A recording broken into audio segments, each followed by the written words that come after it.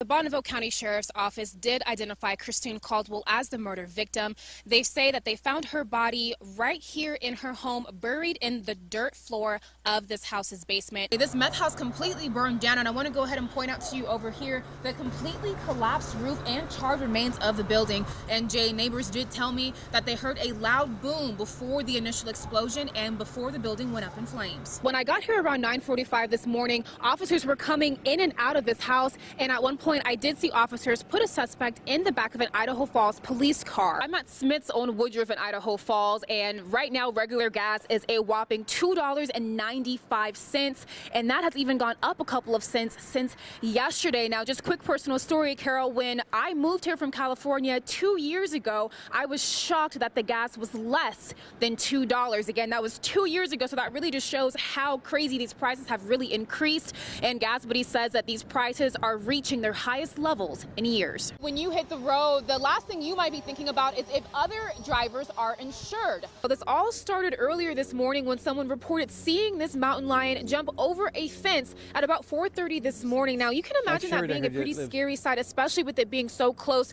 to these neighborhoods. AAA expects 265,000 Idahoans will be hitting the roads for today and tomorrow. And right now, as we go ahead and take a look at the traffic conditions near Idaho Falls on US 20, nothing looks like it's out of the ordinary. It's just looking like traffic as it should be at this hour. No congestion on US 20. That's right, Jay. The IFPD press conference ended just moments ago. The department saying there's not enough evidence to criminally charge Officer Earl Lauder in the shooting death of Shane McVeigh. This water improvement will need a $3.9 million bond to pass in next month's election.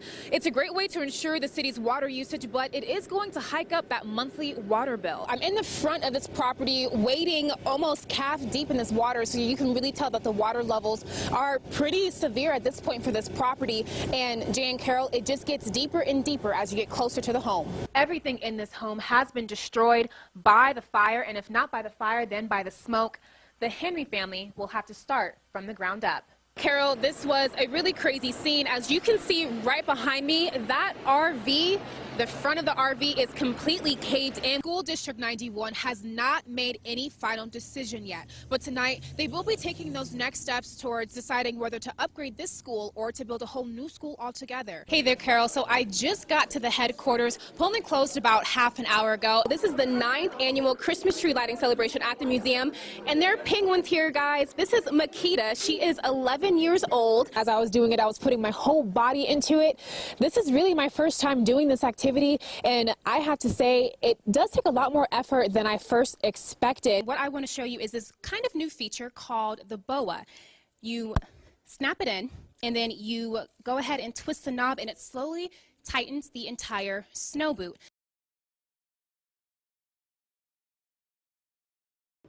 Writing lyrics. Sounds good, my man. Producing tracks. Let's lay it down. And putting it all together.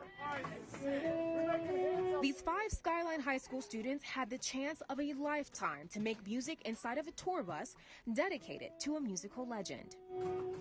This is some of the best equipment that I've ever been around, and the people here are just amazing people, you know. They're easy to talk to, and they're great when it comes to like helping us figure out stuff and things like that and learning new things. The high schoolers, recommended by teachers and other students based on their musical experience, were more than eager and grateful to participate. I was super excited because anything that has to do with music is super important to me. Music is a really big part of my life. And for the students, coming up with their own masterpiece in this setting was unforgettable.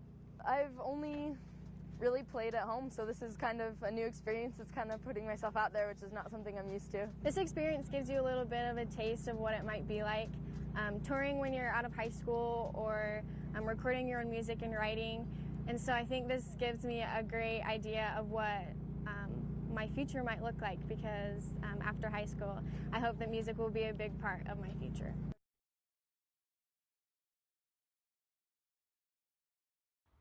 Building code requires that structures are built to withstand maximum recorded snow load.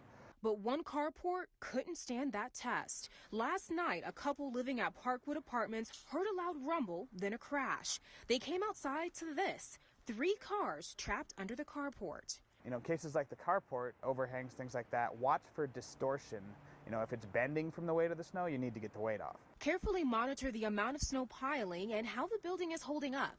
You can see that this carport has snow up to a foot or more. Usually there's some sort of warning, like stuff just doesn't all of a sudden collapse. Usually it flexes or bends or distorts before there's going to be an issue. If you see a big pile of snow on a fixture that could collapse, contact your landlord or a roof contractor to clear the snow for you.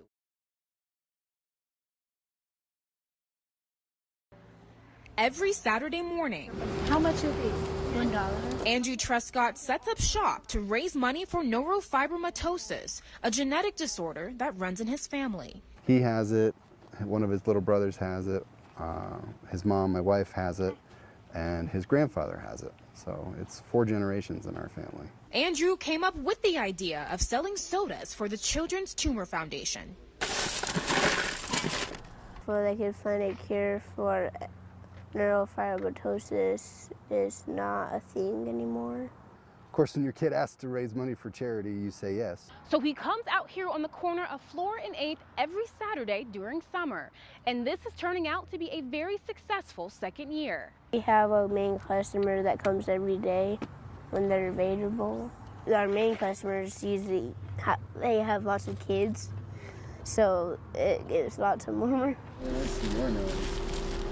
Being in operation for the 4th weekend this summer, word of Andrew's soda stand is spreading fast. The family made more than $70 per week last year, but this year they're already pulling in more than $100 a week.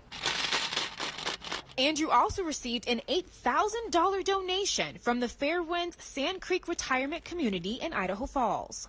It's just been amazing. The people we've met,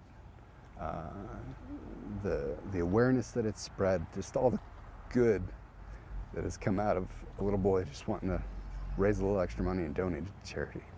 To say I'm proud of him and my wife, you know, we're both so proud of him is kind of an understatement. Andrew's mother had a 7-pound tumor removed a few years ago as a result of the disorder.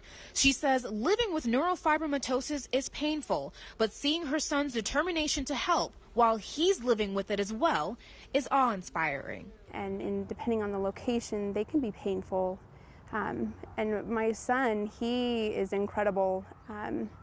With a big heart, and at the age of 10 to want to do such a big thing that could affect so many people. I am so proud of him, and the love that he has for people and wanting to be that change is incredible.